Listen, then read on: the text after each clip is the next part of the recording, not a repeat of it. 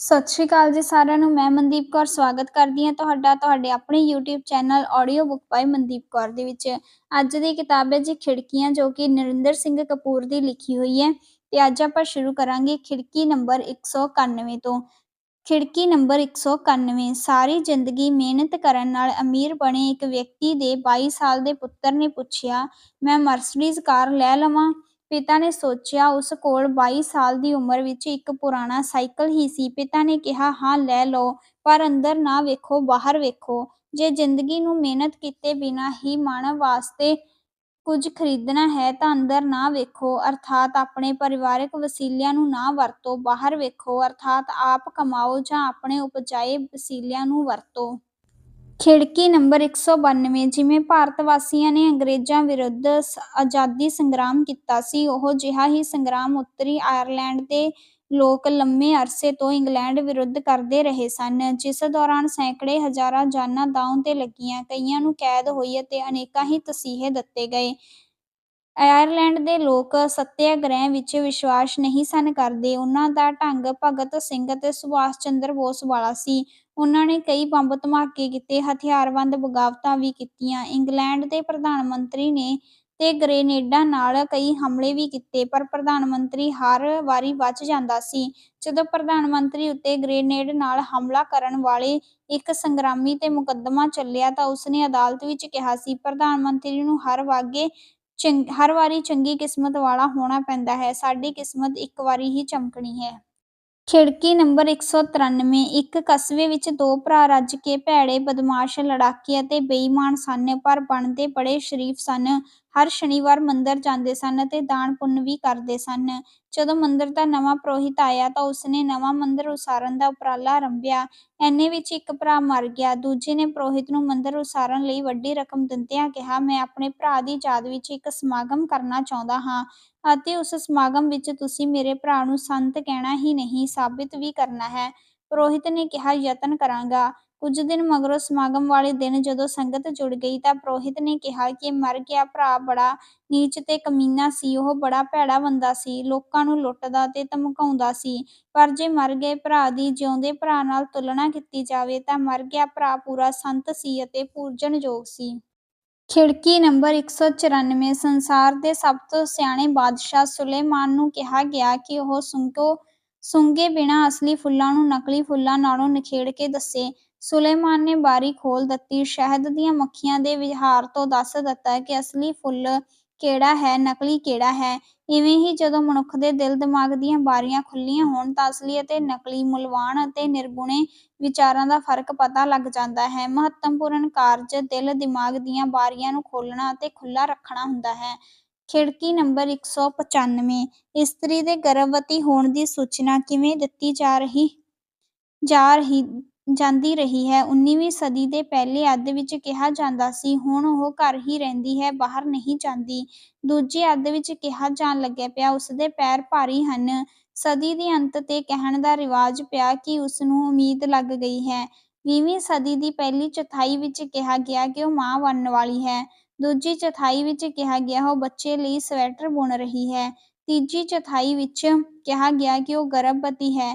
20ਵੀਂ ਸਦੀ ਦੇ ਅੰਤ ਵਿੱਚ ਕਿਹਾ ਜਾਣ ਲੱਗ ਪਿਆ ਕਿ ਉਹ ਜੂਨ ਵਿੱਚ ਇੱਕ ਲੜਕੇ ਨੂੰ ਜਨਮ ਦੇਵੇਗੀ। ਅਗਲੇ 2-3 ਦਹਾਕਿਆਂ ਵਿੱਚ ਕਿਹਾ ਜਾਵੇਗਾ ਉਸਦੇ ਪਹਿਲੇ ਵਿਆਹ ਤੋਂ ਵੀ 2 ਬੱਚੇ ਹਨ ਅਤੇ ਤੀਜਾ ਬੱਚਾ ਗੋਦ ਲਿਆ ਜਾ ਰਿਹਾ ਹੈ।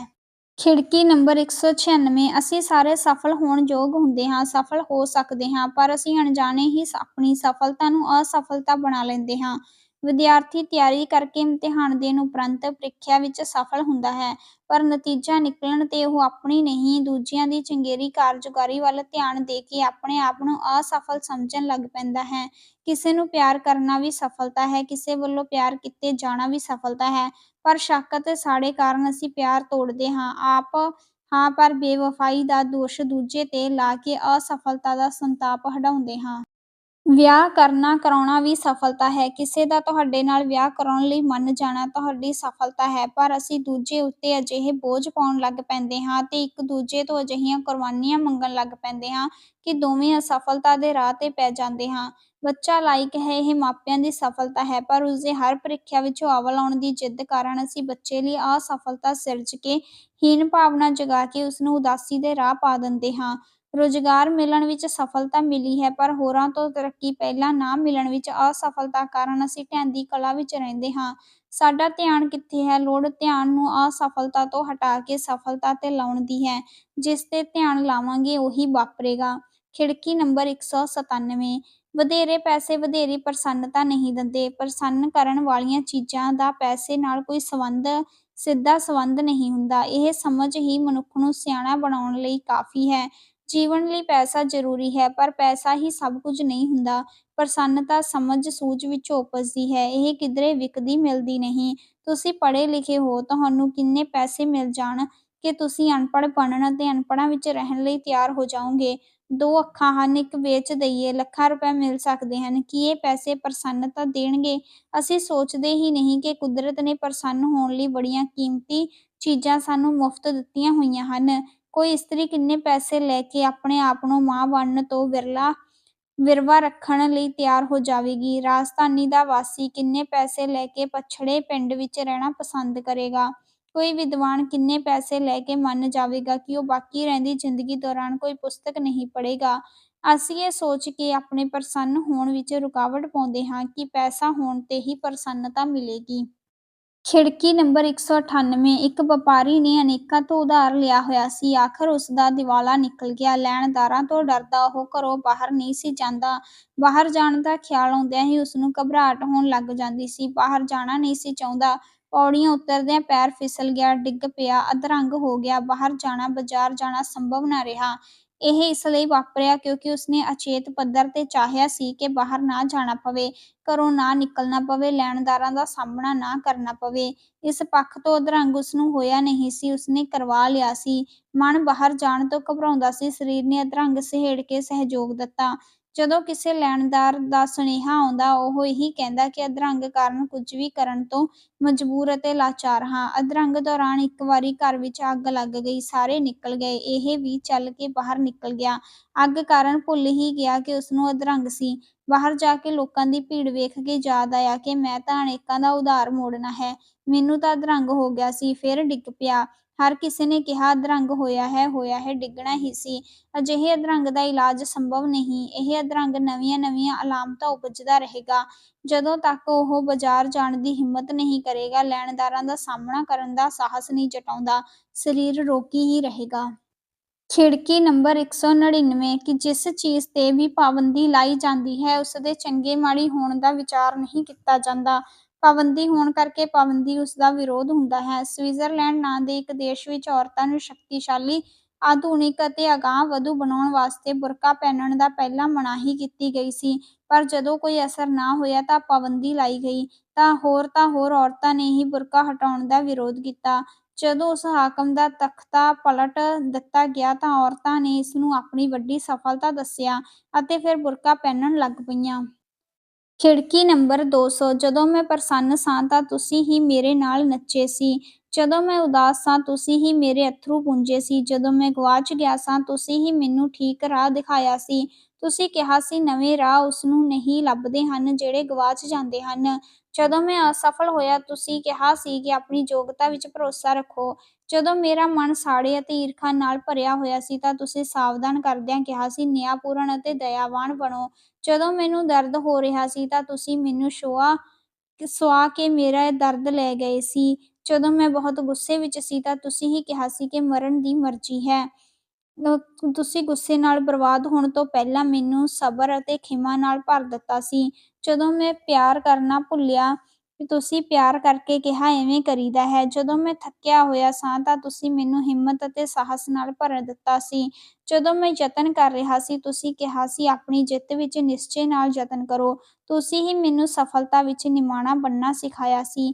ਮੇਰੀ ਹਾਰ ਵਿੱਚ ਤੁਸੀਂ ਹੀ ਮੇਰੀ ਪੱਤ ਰੱਖੀ ਸੀ। ਜਦੋਂ ਮੈਂ ਡਿੱਗ ਪਿਆ ਸਾਂ ਤਾਂ ਤੁਸੀਂ ਮੈਨੂੰ ਉਠਾਇਆ ਹੀ ਨਹੀਂ ਸੀ, ਆਸਮਾਨ ਵੀ ਵਿਖਾਇਆ ਸੀ ਤੇ ਕਿਹਾ ਸੀ ਉੱਥੇ ਪਹੁੰਚਣਾ ਹੈ। ਜਦੋਂ ਮੈਂ ਉੱਚੇ ਗਗਨਾਂ ਵਿੱਚ ਉੱਡ ਰਿਹਾ ਸੀ ਤਾਂ ਤੁਸੀਂ ਯਾਦ ਕਰਵਾਇਆ ਸੀ ਕਿ ਧਰਤੀ ਨੂੰ ਨਹੀਂ ਭੁੱਲਣਾ। ਹੇ ਪਰਮਾਤਮਾ, ਤੁਹਾਨੂੰ ਮੇਰੀ ਲੋੜ ਨਹੀਂ, ਮੈਨੂੰ ਤੁਹਾਡੀ ਲੋੜ ਹੈ। ਕਿਸੇ ਵੀ ਹਾਲਤ ਵਿੱਚ ਮੇਰਾ ਤੁਹਾਡੇ ਬਿਨਾਂ ਗੁਜ਼ਾਰਾ ਨਹੀਂ। ਖਿੜਕੀ ਨੰਬਰ 201। ਜਦੋਂ ਰਵਿੰਦਰਨਾਥ ਟੈਗੋਰ ਨੂੰ ਸਾਹਿਤ ਦਾ ਨੋਬੇਲ ਪੁਰਸਕਾਰ ਮਿਲਿਆ ਤਾਂ ਬੰਗਾਲ ਦੇ ਸਨਕੀ ਪਰੰਪਰਾਵਾਦੀ ਸਕੂਲ ਅਧਿਆਪਕ ਕਿਹਾ ਕਰਦੇ ਸਨ ਕਿ ਟੈਗੋਰ ਨੂੰ ਬੰਗਲਾ ਲਿਖਣਾ ਨਹੀਂ ਆਉਂਦੀ ਅਤੇ ਸਕੂਲਾਂ ਦੀ ਅੰਦਰਲੀ ਪ੍ਰੀਖਿਆ ਵਿੱਚ ਇਹ ਅਧਿਆਪਕ ਟੈਗੋਰ ਦੀ ਲਿਖਤ ਦਾ ਕੋਈ ਇੱਕ ਪੈਰਾ ਦਰਜ ਕਰਕੇ ਵਿਦਿਆਰਥੀ ਨੂੰ ਉਹ ਪੈਰਾ ਸ਼ੁੱਧ ਬੰਗਲਾ ਵਿੱਚ ਲਿਖਣ ਲਈ ਕਹਿੰਦੇ ਸਨ। ਸ਼ੁੱਧ ਬੰਗਲਾ ਲਿਖਣ ਵਿੱਚ ਵਾਲੇ ਇਹ ਸਕੂਲ ਅਧਿਆਪਕ ਹੀ ਰਹੇ ਅਤੇ ਅਸ਼ੁੱਧ ਬੰਗਲਾ ਲਿਖਣ ਵਾਲੇ ਟੈਗੋਰ ਨੂੰ ਨੋਬਲ ਪੁਰਸਕਾਰ ਮਿਲ ਗਿਆ। ਖਿੜਕੀ ਨੰਬਰ 202। ਵਿਕਾਸ ਕਰਨ ਦਾ ਅਵਸਰ ਹਰ ਕਿਸੇ ਨੂੰ ਮਿਲਦਾ ਹੈ, ਪਰ ਲਾਭ ਉਠਾਉਣ ਦੀ ਯੋਗਤਾ, ਸਮਰੱਥਾ ਅਤੇ ਸੂਝ ਨਾ ਹੋਣ ਕਰਕੇ ਮਿਲੇ ਹੋਏ ਅਵਸਰ ਅਜਾਈਂ ਚਲੇ ਜਾਂਦੇ ਹਨ। ਇੱਕ ਲੜਕਾ ਆਪਣੇ ਪਿੰਡ ਤੋਂ ਕਈ ਮੀਲ ਦੂਰ ਸਕੂਲ ਵਿੱਚ ਪੜ੍ਹਨ ਜਾਂਦਾ ਸੀ। ਉਹ ਲਾਇਕ ਅਤੇ ਹੋਣਹਾਰ ਸੀ। ਉਸਦਾ ਅਧਿਆਪਕ ਜਾਣਦਾ ਸੀ ਕਿ ਉਸ ਵਿੱਚ ਵੱਡੇ ਅਹੁਦੇ 'ਤੇ ਪਹੁੰਚਣ ਦੀਆਂ ਸੰਭਾਵਨਾਵਾਂ ਸਨ ਤੇ ਜੀਵਨ ਵਿੱਚ ਕੁਝ ਬਣ ਕੇ ਉਹ ਆਲੇ-ਦੁਆਲੇ ਨੂੰ ਨੁਹਾਰ ਬਦਲ ਸਕਦਾ ਸੀ। ਸਕੂਲ ਦੇ ਇਮਤਿਹਾਨਾਂ ਦੇ ਨੇੜੇ ਇੱਕ ਵਾਰੀ ਉਸਦਾ ਅਧਿਆਪਕ ਉਸਦੇ ਘਰ ਗਿਆ ਤੇ ਪਿਤਾ ਨਾਲ ਉਸਦੇ ਪੁੱਤਰ ਦੇ ਚੰਗੇ ਭਵਿੱਖ ਦੀਆਂ ਗੱਲਾਂ ਕੀਤੀਆਂ ਅਤੇ ਕਿਹਾ ਕਿ ਉਹ ਚਾਹੁੰਦਾ ਸੀ ਕਿ ਆਉਣ-ਜਾਣ ਵਿੱਚ ਸਮਾਂ ਅਜਾਈਂ ਗਵਾਉਣ ਤੋਂ ਬਚਾਉਣ ਲਈ ਲੜਕਾ ਉਸਦੇ ਘਰ ਰਹਿ ਕੇ ਤਿਆਰੀ ਕਰੇ। ਅਧਿਆਪਕ ਨੇ ਸਾਰਾ ਖਰਚਾ ਆਪ ਬਰਦਾਸ਼ਤ ਕਰਨ ਦੀ ਪੇਸ਼ਕਸ਼ ਵੀ ਕੀਤੀ। ਕੁਝ ਦਿਨਾਂ ਦੀ ਹੀ ਗੱਲ ਸੀ, ਪਰ ਪਿਤਾ ਨੇ ਪਿੰਡ ਦੇ ਕਿਸੇ ਜਾਣੂ ਨਾਲ ਗੱਲ ਕੀਤੀ, ਜਿਸਨੇ ਸਾਰੀ ਗੱਲ ਸੁਣ ਕੇ ਸਲਾਹ ਦਿੱਤੀ, ਬਿਲਕੁਲ ਨਾ ਭੇਜੀਂ, ਸਗੋਂ ਸਕੂਲ ਹੀ ਹਟਾ ਲੈ।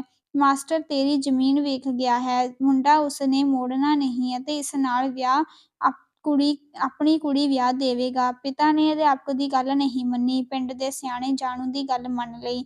ਜਿਸ ਲੜਕੇ ਵਿੱਚ ਪੜ੍ਹ ਕੇ ਡਾਕਟਰ, ਇੰਜੀਨੀਅਰ ਬਣਨ ਦੀਆਂ ਸੰਭਾਵਨਾਵਾਂ ਸਨ, ਉਹ ਅੱਜ-ਕੱਲ੍ਹ ਘਰ-ਘਰ ਜਾ ਕੇ ਪਾਣੀ ਦੀ ਮਿਲਾਵਟ ਵਾਲਾ ਦੁੱਧ ਪਾਉਂਦਾ ਹੈ। ਖਿੜਕੀ ਨੰਬਰ 203। ਇੱਕ ਇਸਤਰੀ ਦੱਸ ਰਹੀ ਸੀ ਕਿ ਉਸਦੇ ਜੁੜਵੇਂ 2 ਪੁੱਤਰ ਹਨ। ਮੈਂ ਉਨ੍ਹਾਂ ਦੇ ਪੋਤੜੇ ਧੋਂਦੀ ਅਤੇ ਬੋਤਲਾਂ ਹੀ ਬਦਲਦੀ ਰਹਿੰਦੀ ਹਾਂ। ਇੱਕ ਚੁੱਪ ਕਰਦਾ ਹੈ, ਦੂਜਾ ਰੋਣ ਲੱਗ ਪੈਂਦਾ ਹੈ। ਸਹੇਲੀ ਨੇ ਕਿਹਾ, ਧੀਰਜ ਰੱਖ, ਵੱਡੇ ਹੋ ਕੇ ਇੱਕ-ਦੂਜੇ ਨਾਲ ਖੇਡਿਆ ਕਰਨਗੇ। ਖੇਡਦੇ ਹਨ 2 ਮਿੰਟ ਵਾਸਤੇ, ਤੀਜੇ ਮਿੰਟ ਵੱਖਰੇ ਕਰਨੇ ਪੈਂਦੇ ਹਨ। ਮੈਨੂੰ ਤਾਂ ਡਰ ਹੀ ਲੱਗਾ ਰਹਿੰਦਾ ਹੈ ਕਿਧਰੇ ਇੱਕ-ਦੂਜੇ ਨੂੰ ਮਾਰ ਹੀ ਨਾ ਦੇਣ, ਕਿਉਂਕਿ ਮਗਰੋਂ ਜਨਮ ਲੈਣ ਵਾਲਾ ਪਹਿਲੇ ਨਾਲੋਂ ਖੂੰਖਾਰ ਹੈ।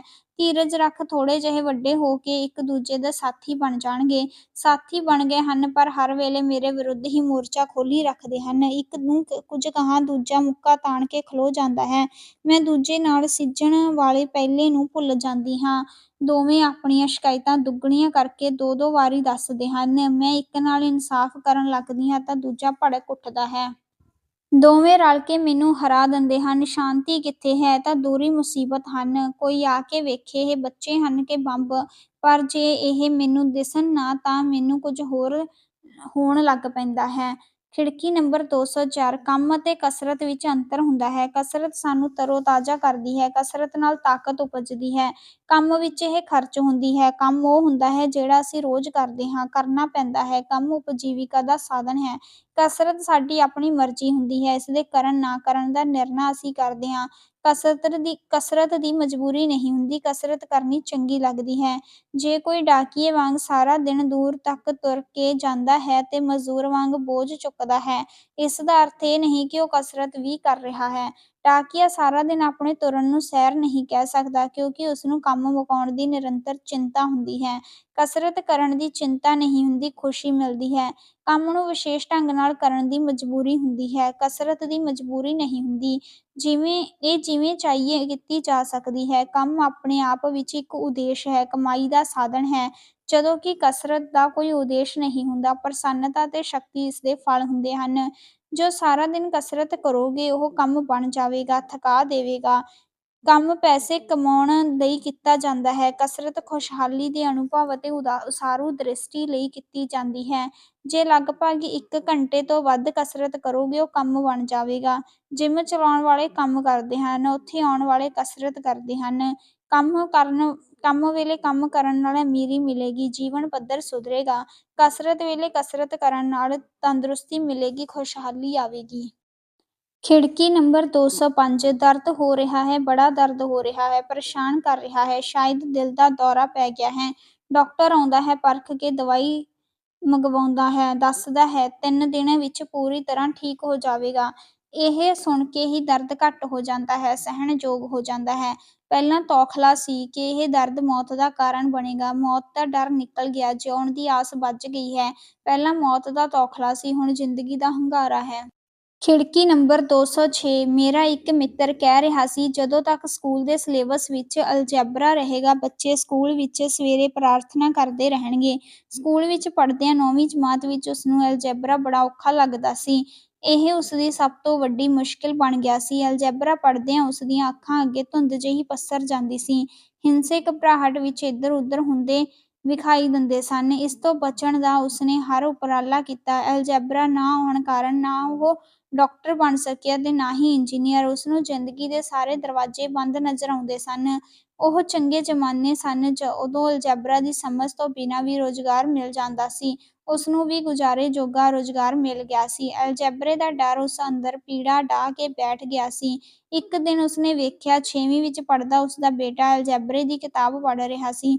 ਉਸਨੂੰ ਲੱਗਿਆ ਕਿ ਇਤਿਹਾਸ ਦੁਹਰਾਇਆ ਜਾਵੇਗਾ। ਉਸ ਵਾਂਗ ਪੁੱਤਰ ਵੀ ਫਾਡੀ ਸਿੱਧ ਹੋਵੇਗਾ। ਪੁੱਤਰ ਕੋਲ ਅਲਜੈਬਰਾ ਦੀ ਕਿਤਾਬ ਵੇਖ ਕੇ ਉਹ ਝੰਜੋੜਿਆ ਗਿਆ। ਆਪਣੇ ਬੇਟੇ ਦੇ ਚਿਹਰੇ ਦੇ ਹਾਵ-ਭਾਵ ਉਹ ਬੜੇ ਧਿਆਨ ਨਾਲ ਵੇਖ ਰਿਹਾ ਸੀ। ਲੱਗ ਰਿਹਾ ਸੀ ਜੋ ਪਿਤਾ ਦੀ ਹਾਲਤ ਹੋਈ ਸੀ, ਉਹੀ ਹੁਣ ਪੁੱਤਰ ਦੀ ਹੋਵੇਗੀ। ਡਰਦਿਆਂ-ਡਰਦਿਆਂ ਉਸਨੇ ਪੁੱਛਿਆ, ਅਲਜੈਬਰਾ ਬੜਾ ਔਖਾ ਲੱਗਦਾ ਹੋਵੇਗਾ? ਪੁੱਤਰ ਨੇ ਕਿਹਾ, ਨਹੀਂ, ਇਹ ਤਾਂ ਬੜਾ ਦਿਲਚਸਪ ਹੈ। ਉਸਨੂੰ ਲੱਗਿਆ ਪੁੱਤਰ ਝੂਠ ਬੋਲ ਰਿਹਾ ਸੀ। ਜਦੋਂ ਪਿਤਾ ਨੇ ਉਸਨੂੰ ਐਵੇਂ ਹੀ ਇੱਕ ਪ੍ਰਸ਼ਨ ਹੱਲ ਕਰਨ ਲਈ ਕਿਹਾ ਤਾਂ ਉਸਨੇ 3 ਲਾਈਨਾਂ ਲਿਖ ਕੇ ਸਹੀ ਜਵਾਬ ਬੋਲ ਦਿੱਤਾ, ਜਿਹੜਾ ਪਿਤਾ ਨੇ ਪੁਸਤਕ ਦੇ ਅੰਤ ਤੇ ਛਪੇ ਜਵਾਬ ਨਾਲ ਮਿਲਾਇਆ ਅਤੇ ਸਹੀ ਪਾਇਆ। ਨਾਲ ਹੀ ਪੁੱਤਰ ਨੇ ਕਿਹਾ, ਸਾਡੇ ਟੀਚਰ ਕਹਿੰਦੇ ਹਨ ਕਿ ਅਲਜੈਬਰਾ ਕੇਵਲ ਉੱਲੂਆਂ ਨੂੰ ਔਖਾ ਲੱਗਦਾ ਹੈ। ਇਹ ਅਪਮਾਨ ਪਿਤਾ ਦੇ ਖਿੜੇ ਮੱਥੇ ਸਵੀਕਾਰ ਕਰ ਲਿਆ ਸੀ, ਕਿਉਂਕਿ ਉਸਦੇ ਮਨ ਵਿੱਚ ਦਹਾਕਿਆਂ ਤੋਂ ਬੈਠਾ ਡਰ ਨਿਕਲ ਗਿਆ ਸੀ। ਮੇਰਾ ਮਿੱਤਰ ਆਪਣੇ ਪਿਤਾ ਦਾ ਲਾਇਕ ਪੁੱਤਰ ਸਾਬਿਤ ਨਹੀਂ ਸੀ ਹੋਇਆ, ਪਰ ਉਸਦੇ ਬੇਟੇ ਨੇ ਉਸਨੂੰ ਇੱਕ ਲਾਇਕ ਪੁੱਤਰ ਹੋਣ ਦਾ ਪਿਤਾ ਹੋਣ ਦਾ ਮਾਣ ਦਿੱਤਾ ਸੀ। ਖਿੜਕੀ ਨੰਬਰ 207। ਮੇਰੇ ਸਾਥੀ ਅਧਿਆਪਕ ਦੀਆਂ ਕਿਤਾਬਾਂ ਵਿੱਚ ਉਸਦੀ ਮੇਜ਼ ਤੋਂ ਗਾਇਬ ਹੋ ਗਈਆਂ ਸਨ। ਉਹ ਬੜਾ ਪਰੇਸ਼ਾਨ ਸੀ। ਅਗਲੇ ਦਿਨ ਸਵੇਰੇ ਉਸਦੀ ਕਲਾਸ ਸੀ। ਉਸਨੇ ਕਲਾਸ ਨੂੰ ਕਿਹਾ, ਮੇਰੇ ਮੇਜ਼ ਤੋਂ ਕਿਸੇ ਨੇ ਗਲਤੀ ਨਾਲ ਮੇਰੀਆਂ 3 ਕਿਤਾਬਾਂ ਚੁੱਕ ਲਈਆਂ ਹਨ। ਜੇ ਕਿਸੇ ਨੇ ਕਿਤਾਬਾਂ ਦੀ ਲੋੜ ਹੈ ਤਾਂ ਮੈਂ ਆਪਣੇ ਪੈਸਿਆਂ ਨਾਲ ਨਵੀਆਂ ਖਰੀਦ ਕੇ ਭੇਟ ਕਰਨ ਵਿੱਚ ਮਾਣ ਮਹਿਸੂਸ ਕਰਾਂਗਾ, ਪਰ ਇਸ ਨਿੱਕੀ ਜਿਹੀ ਹਰਕਤ ਨਾਲ ਅੱਗੋਂ ਤੁਹਾਡੇ ਤੇ ਭਰੋਸਾ ਨਾ ਕਰਨ ਦਾ ਖਿਆਲ ਮੈਨੂੰ ਸ਼ਰਮਸਾਰ ਕਰ ਰਿਹਾ ਹੈ ਤੇ ਇਸ ਸੰਤਾਪ ਕਾਰਨ ਮੈਂ ਰਾਤੀਂ ਸੌ ਨਹੀਂ ਸਕਿਆ। ਅਗਲੇ ਦਿਨ ਉਸਦੇ ਪਹੁੰਚਣ ਤੋਂ ਪਹਿਲਾਂ ਕਿਤਾਬਾਂ ਮੇਜ਼ ਤੇ ਪਈਆਂ ਸਨ ਅਤੇ ਇੱਕ ਚਿੱਠ ਲੱਗੀ ਹੋਈ ਸੀ, ਅੱਗੇ ਤੋਂ ਇਵੇਂ ਕਦੇ ਨਹੀਂ ਹੋਵੇਗਾ। ਜੇ ਤੁਸੀਂ ਇਸ ਘਟਨਾ ਨੂੰ ਭੁੱਲ ਸਕੋ ਤਾਂ ਇਹ ਤੁਹਾਡਾ ਮੇਰੇ ਤੇ ਸਾਡੇ ਸਾਰਿਆਂ ਤੇ ਉਪਕਾਰ ਅਤੇ ਅਹਿਸਾਨ ਹੋਵੇਗਾ।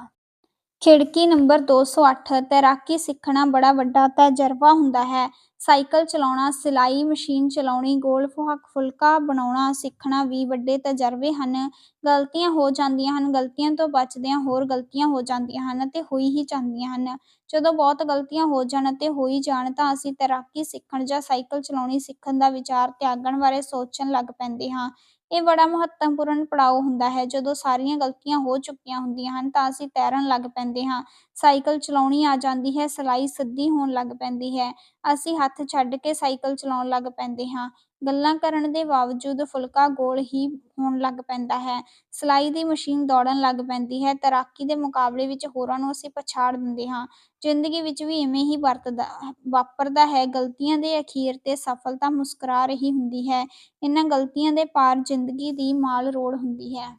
ਖਿੜਕੀ ਨੰਬਰ 209। ਪੈਸੇ ਨਾਲ ਮਕਾਨ ਉਸਾਰਿਆ ਖਰੀਦਿਆ ਜਾ ਸਕਦਾ ਹੈ, ਘਰ ਨਹੀਂ। ਮਹਿੰਗੀ ਘੜੀ ਖਰੀਦੀ ਜਾ ਸਕਦੀ ਹੈ, ਕੀਮਤੀ ਵਕਤ ਨਹੀਂ। ਇਸ ਨਾਲ ਉੱਚਾ ਅਹੁਦਾ ਪ੍ਰਾਪਤ ਕੀਤਾ ਜਾ ਸਕਦਾ ਹੈ, ਸਤਿਕਾਰ ਨਹੀਂ। ਇਸ ਨਾਲ ਦਵਾਈਆਂ ਖਰੀਦੀਆਂ ਜਾ ਸਕਦੀਆਂ ਹਨ, ਸਿਹਤ ਨਹੀਂ। ਇਸ ਨਾਲ ਕਿਤਾਬਾਂ ਮਿਲ ਜਾਣਗੀਆਂ, ਗਿਆਨ ਨਹੀਂ। ਇਸ ਨਾਲ ਗੱਦੇ ਖਰੀਦੇ ਜਾ ਸਕਦੇ ਹਨ, ਨੀਂਦ ਨਹੀਂ। ਇਸ ਨਾਲ ਖੂਨ ਖਰੀਦਿਆ ਜਾ ਸਕਦਾ ਹੈ, ਜ਼ਿੰਦਗੀ ਨਹੀਂ। ਇਸ ਨਾਲ ਹੁਸਨ ਖਰੀਦਿਆ ਜਾ ਸਕਦਾ ਹੈ, ਵਫ਼ਾ ਨਹੀਂ। ਜਿਹੜੀਆਂ ਚੀਜ਼ਾਂ ਮਨੁੱਖ ਨੂੰ ਤਸੱਲੀ, ਖੁਸ਼ੀ ਅਤੇ ਆਨੰਦ ਦਿੰਦੀਆਂ ਹਨ, ਉਹ ਕਿਧਰੇ ਵਿਕਦੀਆਂ ਨਹੀਂ। ਕਿਉਂਕਿ ਇਹ ਕਿਧਰੇ ਵਿਕਦੀਆਂ ਨਹੀਂ, ਇਸ ਲਈ ਇਹ ਖਰੀਦੀਆਂ ਵੀ ਨਹੀਂ ਜਾ ਸਕਦੀਆਂ। ਖਿੜਕੀ ਨੰਬਰ 210। ਅੱਧਖੜ ਉਮਰ ਦੀਆਂ ਨਿਸ਼ਾਨੀਆਂ। ਜਦੋਂ ਧੀਆਂ ਪੁੱਤਰ ਤੁਹਾਡੇ ਨਵੇਂ ਕੱਪੜੇ ਅਤੇ ਹੋਰ ਚੀਜ਼ਾਂ ਵਰਤਣ ਲੱਗ ਪੈਣ, ਜਦੋਂ ਤੁਸੀਂ ਆਪਣੇ ਚੰਗੇ ਸਸਤੇ ਜ਼ਮਾਨੇ ਦੀਆਂ ਗੱਲਾਂ ਸੁਣਾਉਣ ਲੱਗ ਜਾਵੋ, ਜਦੋਂ ਬਾਜ਼ਾਰ ਵਿੱਚ ਬੱਚੇ ਅੰਕਲ ਆਂਟੀ ਕਹਿਣ ਲੱਗ ਪੈਣ, ਜਦੋਂ ਨਵਾਂ ਸੰਗੀਤ ਰੌਲਾ ਪ੍ਰਤੀਤ ਹੋਣ ਲੱਗ ਪਵੇ, ਜਦੋਂ ਦਫ਼ਤਰ ਜਾਂ ਕੰਪਨੀ ਵਿੱਚ ਨਵੀਂ ਭਰਤੀ ਹੋਣ ਲੱਗ ਪਵੇ ਅਤੇ ਜਾਣੀਆਂ ਪਛਾਣੀਆਂ ਸੂਰਤਾਂ ਦੇ ਮੁਕਾਬਲੇ ਵਧੇਰੀਆਂ ਨਵੀਆਂ ਸ਼ਕਲਾਂ ਦਿਸਣ ਲੱਗ ਪੈਣ, ਜਦੋਂ ਗੱਲਬਾਤ ਕਰਦਿਆਂ ਪਤਾ ਲੱਗੇ ਕਿ ਨਵਾਂ ਕਰਮਚਾਰੀ ਉਸ ਨਾਲ ਜੰਮਿਆ ਸੀ, ਜਿਸ ਨਾਲ ਤੁਸੀਂ ਨੌਕਰੀ ਕਰਨੀ ਆਰੰਭ ਕੀਤੀ ਸੀ। ਜਦੋਂ ਆਪਣੇ ਜਮਾਤੀਆਂ ਦੇ ਆਉਣ ਦੇ ਬੱਚੇ ਚਾਹੁਣ ਕਿ ਤੁਸੀਂ ਸੈਰ ਕਰ ਆਓ ਜਾਂ ਆਪਣੇ ਕਮਰੇ ਵਿੱਚ ਆਰਾਮ ਕਰੋ। ਜਦੋਂ ਕੋਈ ਆਪਣੀ ਬਿਮਾਰੀ ਨੂੰ ਵੇਰਵਿਆਂ ਨਾਲ ਦੱਸਣ ਲੱਗ ਪਵੇ, ਜਦੋਂ ਅਧਿਕ ਰੌਸ਼ਨੀ ਵਿੱਚ ਸ਼ੀਸ਼ੇ ਵਿੱਚ ਵੇਖਣਾ ਚੰਗਾ ਨਾ ਲੱਗੇ, ਜਦੋਂ ਤੁਸੀਂ ਮਹਿੰਗਾਈ ਦੀਆਂ ਗੱਲਾਂ ਕਰਦਿਆਂ ਦੱਸੋ ਕਿ ਤੁਹਾਡੇ ਜ਼ਮਾਨੇ ਵਿੱਚ ਜਿੰਨੇ ਦੀ ਪਾਰਟੀ ਹੋ ਜਾਂਦੀ ਸੀ, ਓਨੇ ਦਾ ਤਾਂ ਹੁਣ ਇੱਕ ਸਮੋਸਾ ਵੀ ਨਹੀਂ ਆਉਂਦਾ। ਜਦੋਂ ਤੁਸੀਂ ਉਹਨਾਂ ਕੱਪੜਿਆਂ ਨੂੰ ਹਸਰਤ ਨਾਲ ਵੇਖਦੇ ਹੋ ਜਿਹੜਾ ਤੁਸੀਂ ਪਤਲੇ ਹੋਣ 'ਤੇ ਪਾਉਂਦੇ ਹਨ, ਪਰ ਤੁਸੀਂ ਪਤਲੇ ਹੋ ਨਹੀਂ ਰਹੇ। ਜਦੋਂ ਜਨਮ ਦਿਨ ਚੰਗੇ ਨਹੀਂ ਲੱਗਦੇ ਕਿਉਂਕਿ ਉਮਰ ਦੱਸਣੀ ਪੈਂਦੀ ਹੈ। ਜਦੋਂ ਸਾਹਮਣੇ ਆਉਂਦੀ ਇਸਤਰੀ ਚੁੰਨੀ ਖਿੱਚ ਕੇ ਛਾਤੀ 'ਤੇ ਕਰ ਲੈਂਦੀ ਹੈ ਤੇ ਜਦੋਂ ਦੂਜੇ ਕਹਿੰਦੇ ਹਨ ਕਿ ਇਸ ਕਮੀਜ਼ ਨਾਲ ਤੁਸੀਂ 10 ਸਾਲ ਛੋਟੇ ਲੱਗਦੇ ਹੋ। ਜੇ ਜਾਣਨਾ ਚਾਹੁੰਦੇ ਹੋ ਤੁਸੀਂ ਕਿਹੋ ਜਿਹੇ ਲੱਗਦੇ ਹੋ ਤਾਂ ਸਕੂਲ ਦੇ ਆਪਣੇ ਕਿਸੇ ਜਮਾਤੀ ਨੂੰ ਮਿਲੋ, ਚਾਨਣਾ ਹੋ ਜਾਵੇਗਾ। ਖਿੜਕੀ ਨੰਬਰ 211। ਪਹਿਲਾਂ ਇਹ ਸਮਝਿਆ ਜਾਂਦਾ ਸੀ ਕਿ ਸੈਰ ਵਿਹਲੇ ਬੰਦੇ ਕਰਦੇ ਹਨ, ਫਿਰ ਇਹ ਸਮਝਿਆ ਗਿਆ ਕਿ ਸੈਰ ਕਰਨ ਵਾਲਿਆਂ ਨੂੰ ਨੀਂਦਰ ਨਹੀਂ ਆਉਂਦੀ, ਇਸ ਲਈ ਇਹ ਸਵੇਰੇ ਹਨੇਰੇ ਵਿੱਚ ਹੀ ਉੱਠ ਕੇ ਤੁਰਨ ਲੱਗ ਪੈਂਦੇ ਹਨ। ਫਿਰ ਇਹ ਦੱਸਿਆ ਗਿਆ ਕਿ ਸੈਰ ਕਰਨ ਵਾਲਾ ਜਾਂ ਤਾਂ ਸੇਵਾ ਮੁਕਤ ਹੋ ਗਿਆ ਹੋਵੇਗਾ ਜਾਂ ਫਿਰ ਉਸਨੂੰ ਉਸਦੀ ਪਤਨੀ ਤੰਗ ਕਰਦੀ ਹੋਵੇਗੀ। ਹੁਣ ਇਹ ਸਮਝਿਆ ਜਾਂਦਾ ਹੈ ਕਿ ਸੈਰ ਕਰਨ ਵਾਲਾ ਸ਼ੂਗਰ ਜਾਂ ਖੂਨ ਦੇ ਦਬਾਅ ਜਾਂ ਦਿਲ ਦਾ ਰੋਗੀ ਹੋਵੇਗਾ ਜਾਂ ਮੋਟਾਪੇ ਤੋਂ ਪਰੇਸ਼ਾਨ ਹੋਵੇਗਾ। ਵਾਸਤਵਿਕਤਾ ਇਹ ਹੈ ਕਿ ਇਹ ਸੈਰ ਨਾ ਕਰਨ ਵਾਲਿਆਂ ਦੇ ਬਹਾਨੇ ਹਨ। ਖਿੜਕੀ ਨੰਬਰ 212। ਇੱਕ ਜੋਗੀ ਪਹਾੜੀ 'ਤੇ ਸਾਧਨਾ ਕਰਨ ਲਈ ਗਿਆ। ਉਸ ਕੋਲ ਕੱਪੜਿਆਂ ਦਾ ਇੱਕ ਹੀ ਜੋੜਾ ਸੀ। ਉੱਪਰ ਠੰਡ ਸੀ। ਵਾਪਸ ਪਿੰਡ ਆਇਆ, ਕੰਬਲ ਲੈ ਗਿਆ। ਕੱਪੜਿਆਂ ਦਾ ਜੋੜਾ ਧੋ ਕੇ ਸੁੱਕਣੇ ਪਾਇਆ। ਵੇਖਿਆ, ਚੂਹਾ ਕੁਤਰ ਰਿਹਾ ਸੀ। ਵਾਪਸ ਪਿੰਡ ਆਇਆ, ਇੱਕ ਬਿੱਲੀ ਲੈ ਗਿਆ। ਬਿੱਲੀ ਨੇ ਚੂਹਾ ਖਾ ਲਿਆ ਤੇ ਫਲ ਖਰਾਬ ਕਰਨ ਲੱਗ ਪਈ। ਵਾਪਸ ਪਿੰਡ ਆਇਆ, ਕੁੱਤਾ ਲੈ ਗਿਆ। ਕੁੱਤੇ ਨੇ ਬਿੱਲੀ ਭਜਾ ਦਿੱਤੀ, ਪਰ ਦੁੱਧ ਨਾ ਹੋਣ ਕਰਕੇ ਕੁੱਤਾ ਭੁੱਖਾ ਰਹਿੰਦਾ ਸੀ। ਪਿੰਡ ਵਾਪਸ ਆਇਆ ਤੇ ਇੱਕ ਗਊ ਲੈ ਗਿਆ। ਜੋਗੀ ਫਲ ਤਾਂ ਖਾਂਦਾ ਹੀ ਸੀ, ਗਊ ਦਾ ਦੁੱਧ ਵੀ ਪੀਣ ਲੱਗ ਗਿਆ ਤੇ ਉਹ ਤੰਦਰੁਸਤ ਅਤੇ ਸੋਹਣਾ ਪੁਰਸ਼ ਲੱਗਣ ਲੱਗ ਪਿਆ। ਇੱਕ ਇਸਤਰੀ ਆਪਣੀ ਗਵਾਚੀ ਬੱਕਰੀ ਦੀ ਭਾਲ ਵਿੱਚ ਉੱਧਰ ਆਈ। ਜੋਗੀ ਨੇ ਵੇਖਿਆ ਦੋਹਾਂ ਦਾ ਆਪਸ ਵਿੱਚ ਪਿਆਰ ਹੋ ਗਿਆ। ਉਹ ਇਸਤਰੀ ਕਈ ਵਾਰ ਆਈ। ਜੋਗੀ ਦਾ ਹਾਲ ਵੇਖ ਕੇ ਉਸਨੇ ਕਿਹਾ, ਤੈਨੂੰ ਇੱਕ ਪਤਨੀ ਦੀ ਲੋੜ ਹੈ ਤੇਰੀ ਦੇਖਭਾਲ ਕਰਨ ਲਈ। 3 ਸਾਲ ਮਗਰੋਂ ਉਸ ਜੋਗੀ ਕੋਲ ਇੱਕ ਪਤਨੀ, 2 ਬੱਚੇ ਅਤੇ 3 ਗਊਆਂ ਸਨ। ਉਸਨੇ ਪਹਾੜੀ 'ਤੇ ਮੰਦਰ ਉਸਾਰ ਲਿਆ ਸੀ। ਸ਼ਰਧਾਲੂਆਂ ਦਾ ਚੜ੍ਹਾਵਾ ਆਉਣ ਲੱਗ ਪਿਆ ਸੀ। ਜੋਗੀ ਵਪਾਰੀ ਬਣ ਗਿਆ ਸੀ। ਅਸੀਂ ਸਾਰੇ ਜੋਗੀ ਬਣਨ ਦੇ ਯਤਨ ਵਿੱਚ ਕੁਝ ਹੋਰ ਹੀ ਬਣ ਜਾਂਦੇ ਹਾਂ। ਇਹ ਇੱਕ ਜੋਗੀ ਦੀ ਕਹਾਣੀ ਨਹੀਂ, ਸਗੋਂ ਹਰੇਕ ਵਿਅਕਤੀ ਦੀ ਕਹਾਣੀ ਹੈ। ਖਿੜਕੀ ਨੰਬਰ 213। ਉਦਾਸ ਹੋ ਅਖ਼ਬਾਰ ਨਾ ਪੜ੍ਹੋ, ਖ਼ਬਰਾਂ ਹੋਰ ਉਦਾਸ ਕਰਨਗੀਆਂ। ਭੈੜੀਆਂ ਖ਼ਬਰਾਂ ਪੜ੍ਹੋਗੇ, ਦਿਲ ਕਹੇਗਾ ਕਾਸ਼ ਮੈਂ ਅਨਪੜ੍ਹ ਹੀ ਹੁੰਦਾ। ਕੁਝ ਉਹ ਪੜ੍ਹੋ ਜਿਸ ਦੇ ਅਰਥ ਸੰਦੀਵੀ ਹੋਣ। ਪੈਸੇ ਨਹੀਂ ਤਾਂ ਕਿਸੇ ਰਿਸ਼ਤੇਦਾਰ ਦੇ ਘਰ ਨਾ ਜਾਓ, ਉਹ ਸਮਝੇਗਾ ਪੈਸੇ ਮੰਗਣ ਆਏ ਹੋ। ਉਹ ਰੁੱਖਾ ਵਰਤਾਓ ਕਰੇਗਾ, ਹੋਰ ਉਦਾਸ ਹੋ ਜਾਵੋਗੇ। ਸਾਂਝੀਆਂ ਖੁੱਲ੍ਹੀਆਂ ਥਾਵਾਂ 'ਤੇ ਜਾਓ, ਵਹਿੰਦੇ ਪਾਣੀ ਦੇ ਕਿਨਾਰੇ ਬੈਠੋ, ਦਰੱਖਤ ਦੀ ਛਾਂ ਵਿੱਚ ਬੈਠੋ, ਮਨ ਸ਼ਾਂਤੀ ਮਹਿਸੂਸ ਕਰੇਗਾ। ਜੇ ਕੋਲ ਕੁਝ ਨਹੀਂ ਤਾਂ ਕਿਸੇ ਰਿਸ਼ਤੇਦਾਰ ਨੂੰ ਘਰ ਨਾ ਬੁਲਾਓ, ਉਹ ਬੁਲਾਉਣ 'ਤੇ ਵੀ ਨਹੀਂ ਆਵੇਗਾ। ਉਡੀਕ ਥਕਾ ਦੇਵੇਗੀ, ਤੁਸੀਂ ਹੋਰ ਉਦਾਸ ਹੋ ਜਾਓਗੇ। ਰਿਸ਼ਤੇਦਾਰਾਂ ਵਿੱਚ ਦੋਸ਼ ਨਾ ਕੱਢੋ, ਇਹ ਦੁਨੀਆ ਦਾ ਸੁਭਾਅ ਹੈ। ਦੁਨੀਆ ਚੱਲਦਿਆਂ ਨਾਲ ਚੱਲਦੀ ਹੈ, ਰੁਕਿਆਂ ਨਾਲ ਰੁਕਦੀ ਨਹੀਂ। ਜਿਨ੍ਹਾਂ ਕੋਲ ਪਹਿਲਾਂ ਹੀ ਬਹੁਤ ਹੁੰਦਾ ਹੈ, ਉਨ੍ਹਾਂ ਨੂੰ ਭਰਦੀ ਹੈ, ਖਾਲੀਆਂ ਵੱਲ ਧਿਆਨ ਨਹੀਂ ਦਿੰਦੀ। ਜਿਵੇਂ ਰਿਸ਼ਤੇਦਾਰ ਕਰ ਰਹੇ ਹਨ, ਅਸੀਂ ਵੀ ਉਵੇਂ ਹੀ ਕਰਦੇ ਹਾਂ। ਇਹ ਨਾ ਕਹੋ ਕੋਈ ਰਿਸ਼ਤੇਦਾਰ ਮਦਦ ਨਹੀਂ ਕਰਦਾ, ਅਸੀਂ ਕਿੰਨਿਆਂ ਦੀ ਕੀਤੀ ਹੈ। ਸ਼ਾਂਤ ਰਹੋ, ਸੰਜਮ ਵਰਤੋ, ਸਾਦਗੀ ਅਪਣਾਓ, ਚੁੱਪ ਰਹੋ, ਉਡੀਕ ਕਰੋ।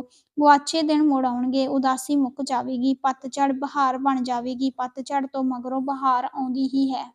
ਖਿੜਕੀ ਨੰਬਰ 214। ਇਹ ਨਾ ਪੁੱਛੋ ਕਿ ਇਵੇਂ ਕਿਉਂ ਹੁੰਦਾ ਹੈ, ਇਹ ਜਾਣੋ ਕਿ ਇਵੇਂ ਹੀ ਹੁੰਦਾ ਹੈ।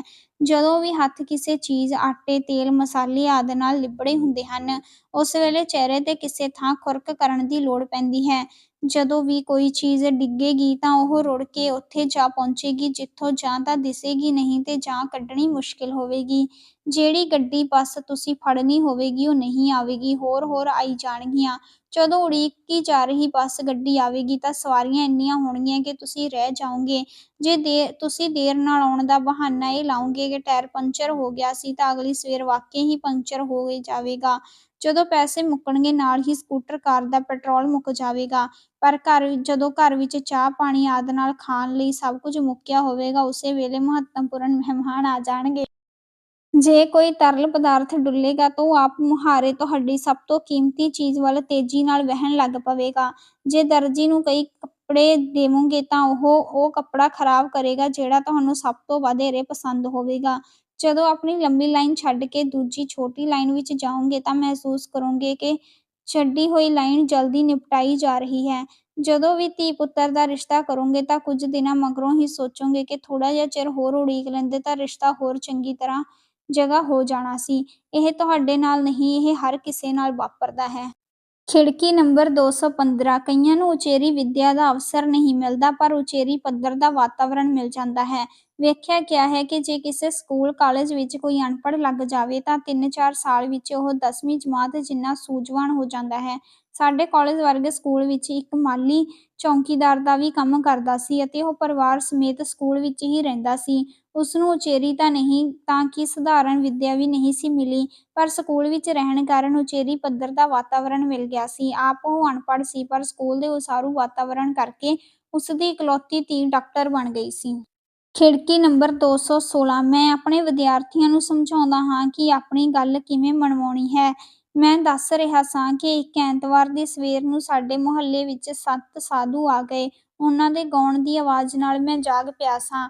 ਉਹਨਾਂ ਲਈ ਮੈਂ ਆਪਣੇ ਬੇਟੇ ਰਾਹੀਂ 10 ਰੁਪਏ ਭੇਜੇ। ਸਾਧੂਆਂ ਨੇ ਬੇਟੇ ਨੂੰ ਪੁੱਛਿਆ, "ਇਹ ਤੂੰ ਆਪਣੇ ਕੋਲੋਂ ਦੇ ਰਿਹਾ ਹੈ ਜਾਂ ਪਿਤਾ ਨੇ ਭੇਜੇ ਹਨ?" "ਅਸੀਂ ਤੇਰੇ ਤੋਂ ਨਹੀਂ ਲੈਣੇ, ਤੇਰੇ ਪਿਤਾ ਤੋਂ ਹੀ ਲਵਾਂਗੇ।" ਮੈਨੂੰ ਉਹਨਾਂ ਦੇ ਵਿਹਾਰ 'ਤੇ ਹੈਰਾਨੀ ਹੋਈ, ਕਿਉਂਕਿ ਭਾਵੇਂ ਉਹ ਅਨਪੜ੍ਹ ਸਨ, ਪਰ ਉਹਨਾਂ ਵਿੱਚ ਆਪਣੀ ਗੱਲ ਮਨਵਾਉਣ ਦਾ ਸਵੈ-ਵਿਸ਼ਵਾਸ ਸੀ। ਮੈਨੂੰ ਥੱਲੇ ਜਾਣਾ ਪਿਆ। ਉਹ ਬੈਠੇ ਸਨ ਜਿਵੇਂ ਧਰਨਾ ਮਾਰਿਆ ਹੋਵੇ। ਕਹਿਣ ਲੱਗੇ, "ਸਾਨੂੰ ਪੈਸੇ ਨਹੀਂ ਚਾਹੀਦੇ, ਸਾਡੀ ਇੱਛਾ ਪੂਰੀ ਕਰੋ।" "ਤੁਸੀਂ ਸਾਡੀ ਇੱਛਾ ਪੂਰੀ ਕਰ ਸਕਦੇ ਹੋ। ਜੇ ਪੂਰੀ ਕਰਨ ਦਾ ਵਾਅਦਾ ਕਰੋਗੇ ਤਾਂ ਦੱਸਾਂਗੇ।" ਮੈਂ ਪੁੱਛਿਆ, "ਕੀ ਇੱਛਾ ਹੈ?" ਕਹਿਣ ਲੱਗੇ, "ਪਹਿਲਾਂ ਕਹੋ, ਪੂਰੀ ਕਰਾਂਗੇ।" "ਤੁਹਾਡੇ ਕੋਲ ਪੂਰੀ ਕਰਨ ਦੀ ਸ਼ਕਤੀ ਹੈ। ਭਗਵਾਨ ਨੇ ਤੁਹਾਨੂੰ ਸ਼ਕਤੀ ਦਿੱਤੀ ਹੈ।" ਮੈਨੂੰ ਲੱਗਿਆ ਉਹ ਮੈਨੂੰ ਕਾਬੂ ਕਰੀ ਜਾ ਰਹੇ ਸਨ।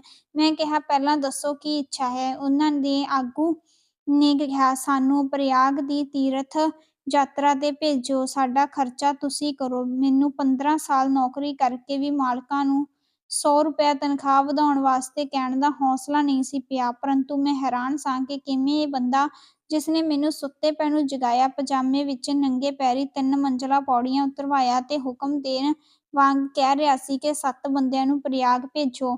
ਮੈਂ ਮਨ ਵਿੱਚ ਸੋਚਿਆ, ਇਸ ਦੀ ਹਿੰਮਤ ਤਾਂ ਦੇਖੋ। ਮੈਂ ਪੁੱਛਿਆ, "ਕਿੰਨਾ ਖਰਚਾ ਆਵੇਗਾ?" ਉਸਨੇ ਕਿਹਾ, ਸਾਰੇ 700 ਰੁਪਏ ਲੱਗਣਗੇ।" ਸਵੇਰੇ ਦੇ 7 ਵੱਜੇ ਸਨ। ਉਹ 7 ਬੰਦਿਆਂ ਲਈ 700 ਰੁਪਏ ਦੇਣ ਲਈ ਕਹਿ ਰਿਹਾ ਸੀ। ਮੈਂ ਕਿਹਾ, "7 ਦਾ ਤਾਂ ਨਹੀਂ, 1 ਦਾ ਖਰਚਾ ਦੇਵਾਂਗਾ।" ਉਸਨੇ ਕਿਹਾ, "ਸਾਨੂੰ ਨਿਖੇੜੋ ਨਾ, ਸਾਡੇ ਕੋਲ 4 ਦਾ ਖਰਚਾ ਹੈ, 3 ਦਾ ਦੇ ਦਿਓ।" ਮੈਂ ਕਿਹਾ, "100 ਰੁਪਏ ਦੇਵਾਂਗਾ, ਜੋ ਮਰਜ਼ੀ ਕਰੋ, 100 ਤੋਂ ਵੱਧ ਨਹੀਂ ਮਿਲਣਗੇ।" ਉਹ ਸਮਝ ਰਿਹਾ ਸੀ ਕਿ ਇਹ 100 ਤਾਂ ਉਸਦੀ ਜੇਬ ਵਿੱਚ ਸਨ। ਉਹ ਬਿਨਾਂ ਕਿਸੇ ਝਿਜਕ ਦੇ ਪੂਰੇ ਵਿਸ਼ਵਾਸ ਨਾਲ 300 ਦੇਣ ਲਈ ਕਹਿ ਰਿਹਾ ਸੀ, ਜਿਵੇਂ ਮੈਂ ਉਸਦਾ ਉਧਾਰ ਦੇਣਾ ਹੋਵੇ। ਉਸਨੇ ਕਿਹਾ, "100 ਅਸੀਂ ਨਹੀਂ ਲੈਣਾ, ਜਿੰਨਾ ਵੱਧ ਤੋਂ ਵੱਧ ਦੇ ਸਕਦੇ ਹੋ ਦੇ ਦਿਓ। ਅਸੀਂ ਇਸ ਦਰ 'ਤੇ ਖੁਸ਼ ਹੋ ਕੇ ਜਾਣਾ ਚਾਹੁੰਦੇ ਹਾਂ।" ਅਖੀਰ 'ਤੇ ਮੈਂ ਅੰਦਰ ਜਾ ਕੇ 150 ਰੁਪਏ ਉਹਨਾਂ ਤੋਂ ਇਹ ਸਬਕ ਸਿੱਖਣ ਦੇ ਦਿੱਤੇ ਕਿ ਆਪਣੀ ਗੱਲ ਕਿਵੇਂ ਮਨਵਾਈ ਦੀ ਹੈ। ਅਗਲੇ ਦਿਨ ਗੁਆਂਢੀ ਨੇ ਪੁੱਛਿਆ, "ਕੱਲ੍ਹ 8 ਸਾਧੂ ਤੇਰੇ ਘਰ ਬਾਹਰ ਕੀ ਕਰ ਰਹੇ ਸਨ?" ਮੈਂ ਕਿਹਾ, "ਸਾਧੂ ਤਾਂ ਇੱਕ ਹੀ ਸੀ, 7 ਆਦਮੀਆਂ ਨੇ ਉਸਨੂੰ ਘੇਰਿਆ ਹੋਇਆ ਸੀ।" ਖਿੜਕੀ ਨੰਬਰ 217। ਜੋ ਰਿਸ਼ਤਾ ਦਰਖ਼ਤ ਦਾ ਟਾਹਣੀ ਨਾਲ, ਟਾਹਣੀ ਦਾ ਬਾਂਦਰ ਨਾਲ, ਰੋਟੀ ਦਾ ਪਲੇਟ ਨਾਲ, ਸ਼ੇਰਾਂ ਦਾ ਉਛਾਲ ਨਾਲ, ਵਪਾਰ ਦਾ ਮੰਦੇ ਨਾਲ, ਸੁੱਕੀ ਲੱਕੜੀ ਦਾ ਟਾਲ ਨਾਲ, ਮਰੀਜ਼ ਦਾ ਹਸਪਤਾਲ ਨਾਲ, ਜਵਾਬ ਦਾ ਸਵਾਲ ਨਾਲ, ਔਰਤ ਦਾ ਸ਼ਿੰਗਾਰ ਨਾਲ, ਪੁਰਸ਼ ਦਾ ਰੁਜ਼ਗਾਰ ਨਾਲ, ਲੰਗਰ ਦਾ ਦਾਲ ਨਾਲ, ਵਿਆਹ ਦਾ ਤਲਾਕ ਨਾਲ ਤੇ ਕਰਮਚਾਰੀਆਂ ਦਾ ਹੜਤਾਲ ਨਾਲ, ਦੁਕਾਨਦਾਰ ਦਾ ਲਾਭ ਨਾਲ, ਵਿਦਿਆਰਥੀ ਦਾ ਪ੍ਰੀਖਿਆ ਨਾਲ, ਯਾਤਰੀ ਦਾ ਨੈਣੀਤਾਲ ਨਾਲ, ਆਗਰੇ ਦਾ ਤਾਜ ਨਾਲ, ਸ਼ੈਂਪੂ ਦਾ ਵਾਲ ਨਾਲ, ਫੁੱਟਬਾਲ ਦਾ ਬੰਗਾਲ ਨਾਲ, ਲਾਇਬ੍ਰੇਰੀ ਦਾ ਕਿਤਾਬ ਨਾਲ, ਹੋਲੀ ਦਾ ਗੁਲਾਲ ਨਾਲ, ਮੋਬਾਇਲ ਦਾ ਕਾਲ ਨਾਲ ਹੁੰਦਾ ਹੈ, ਉਹੀ ਰਿਸ਼ਤਾ ਪੁਰਸ਼ ਦਾ ਇਸਤਰੀ ਨਾਲ ਹੁੰਦਾ ਹੈ। ਖਿੜਕੀ ਨੰਬਰ 218। ਸਾਡੇ ਜ਼ਮਾਨੇ ਵਿੱਚ ਅਧਿਆਪਕ ਦੇ ਹੱਥ ਵਿੱਚ ਕਿਤਾਬ ਹੋਵੇ ਨਾ ਹੋਵੇ, ਡੰਡਾ ਜ਼ਰੂਰ ਹੁੰਦਾ ਸੀ। ਸਾਡੇ ਹੈਡਮਾਸਟਰ ਸਾਹਿਬ ਜਦੋਂ ਬਾਜ਼ਾਰ ਜਾਂਦੇ ਸਨ ਤਾਂ ਵੀ ਡੰਡਾ ਲੈ ਕੇ ਜਾਂਦੇ ਸਨ, ਕਿਉਂਕਿ ਬਹੁਤੇ ਦੁਕਾਨਦਾਰ ਜਾਂ ਦੁਕਾਨਦਾਰਾਂ ਦੇ ਪੁੱਤਰ ਉਹਨਾਂ ਦੇ ਰਹਿ ਚੁੱਕੇ ਵਿਦਿਆਰਥੀ ਹੁੰਦੇ ਸਨ। ਸਕੂਲ ਵਿੱਚ ਵੀ ਅਸੀਂ ਡੰਡਾ ਜਾਂ ਡੰਡੇ ਦਾ ਸਿਰਾ ਵੇਖ ਕੇ ਹੀ ਅਨੁਮਾਨ ਲਾ ਲੈਂਦੇ ਸਾਂ ਕਿ ਹੈਡਮਾਸਟਰ ਸਾਹਿਬ ਵੀ ਕਿਧਰੇ ਨੇੜੇ ਹੀ ਹੋਣਗੇ। ਸਾਨੂੰ ਜਦੋਂ ਡੰਡੇ ਪੈਂਦੇ ਸੀ ਤਾਂ ਅਸੀਂ ਡੰਡੇ ਦਾ ਪ੍ਰਭਾਵ ਗ੍ਰਹਿਣ ਕਰਨ ਦਾ ਕਦੀ ਵਿਰੋਧ ਨਹੀਂ ਸੀ ਕਰਦੇ ਅਸੀਂ ਭਾਣਾ ਮੰਨ ਕੇ ਡੰਡੇ ਖਾਂਦੇ ਸਾਂ, ਕਿਉਂਕਿ ਸਾਨੂੰ ਵਿਸ਼ਵਾਸ ਸੀ ਕਿ ਇਹ ਡੰਡੇ ਜ਼ਿੰਦਗੀ ਵਿੱਚ ਬੜੇ ਕੰਮ ਆਉਣਗੇ। ਕਈ ਵਾਰੀ ਜਦੋਂ ਬਿਨਾਂ ਕਾਰਨ ਹੀ ਡੰਡੇ ਪੈ ਜਾਂਦੇ ਸਨ ਤਾਂ ਅਸੀਂ ਡੰਡੇ ਖਾ ਕੇ ਭਾਣਾ ਮੰਨਦੇ ਸਾਂ। ਡੰਡਾ ਖਾਣਾ ਸਾਡੇ ਸਿਲੇਬਸ ਦਾ ਭਾਗ ਪ੍ਰਤੀਤ ਹੁੰਦਾ ਸੀ। ਰੋਜ਼ ਡੰਡੇ ਪੈਂਦੇ ਸਨ। ਜਿਸ ਦਿਨ ਨਹੀਂ ਪੈਂਦੇ ਸਨ ਉਸ ਦਿਨ ਸਾਰਾ ਸਰੀਰ ਹੀ ਨਹੀਂ ਸੀ ਖੁੱਲ੍ਹਦਾ। ਉਦੋਂ ਮਹਿੰਗੇ ਸਕੂਲਾਂ ਵਿੱਚ ਡੰਡੇ ਦੀ ਥਾਂ ਫੱਟਾ ਵਰਤਿਆ ਜਾਂਦਾ ਸੀ, ਪਰ ਜੋ ਤਸੱਲੀ ਡੰਡੇ ਨਾਲ ਮਿਲਦੀ ਸੀ ਉਹ ਫੱਟੇ ਨਾਲ ਸੰਭਵ ਨਹੀਂ ਸੀ। ਉਦੋਂ ਦੰਡ ਦੇਣ ਲਈ ਕੇਵਲ ਡੰਡਾ ਵਰਤਿਆ ਜਾਂਦਾ ਸੀ, ਪਰ ਅਜੋਕੇ ਦੌਰ ਵਿੱਚ ਸਕੂਲਾਂ ਦੇ ਵਿਦਿਆਰਥੀਆਂ ਨੂੰ ਭਾਰੇ ਬਸਤਿਆਂ, ਲੰਬੇ ਸਿਲੇਬਸਾਂ, ਮੁਸ਼ਕਲਾਂ ਦਾਖਲਿਆਂ, ਸਵੇਰੇ ਸ਼ਾਮ ਟਿਊਸ਼ਨ ਅਤੇ ਨਿੱਤ ਦਿਨ ਪ੍ਰੀਖਿਆਵਾਂ ਨਾਲ ਕੋਹਿਆ ਜਾਂਦਾ ਹੈ। ਅਜੋਕੇ ਸਮਿਆਂ ਦੇ ਮੁਕਾਬਲੇ ਸਾਡਾ ਜ਼ਮਾਨਾ ਤਾਂ ਸਤਿਯੁਗ ਸੀ। ਖਿੜਕੀ ਨੰਬਰ 219। ਇੱਕ ਗਰੀਬ ਆਦਮੀ ਸਬਜ਼ੀ ਵੇਚਦਾ ਸੀ ਅਤੇ ਹਰ ਰੋਜ਼ ਕੋਈ ਇੱਕ ਸਬਜ਼ੀ ਦਾਨ ਕਰਿਆ ਕਰਦਾ ਸੀ। ਲੋਕ ਅਸੀਸਾਂ ਦਿੰਦੇ ਸਨ, ਤੇਰਾ ਭਲਾ ਹੋਵੇਗਾ। ਲੋਕਾਂ ਦੀਆਂ ਅਸੀਸਾਂ ਨਾਲ ਉਹ ਅਗਲੇ ਜਨਮ ਵਿੱਚ ਰਾਜਾ ਬਣ ਗਿਆ। ਉਸਨੂੰ ਯਾਦ ਸੀ ਕਿ ਉਹ ਪਿਛਲੇ ਜਨਮ ਵਿੱਚ ਸਬਜ਼ੀ ਦਾਨ ਦਿਆ ਕਰਦਾ ਸੀ। ਉਸਨੇ ਇੱਕ ਸਬਜ਼ੀ ਦਾ ਦਾਨ ਜਾਰੀ ਰੱਖਿਆ। ਉਸ ਤੋਂ ਅਗਲੇ ਜਨਮ ਵਿੱਚ ਉਹ ਭਿਖਾਰੀ ਬਣਿਆ। ਉਸ ਨੇ ਰੱਬ ਨੂੰ ਬੇਨਤੀ ਕਰਕੇ ਪੁੱਛਿਆ, ਇਹ ਕਿਉਂ? ਉੱਤਰ ਮਿਲਿਆ, ਪਿਛਲੇ ਤੋਂ ਪਿਛਲੇ ਜਨਮ ਤੂੰ ਗਰੀਬ ਸੀ। ਇੱਕ ਸਬਜ਼ੀ ਦਾ ਦਾਨ ਬੜਾ ਵੱਡਾ ਦਾਨ ਸੀ। ਫਿਰ ਤੂੰ ਰਾਜਾ ਬਣਿਆ। ਰਾਜਾ ਹੋ ਕੇ ਇੱਕ ਸਬਜ਼ੀ ਦਾ ਦਾਨ ਤੁੱਛ ਦਾਨ ਸੀ। ਦਾਨ ਤਾਂ ਹੀ ਦਾਨ ਹੈ ਜੇ ਉਹ ਦਾਨ ਦੇਣ ਵਾਲੇ ਦੀ ਔਕਾਤ ਅਨੁਸਾਰ ਹੋਵੇ।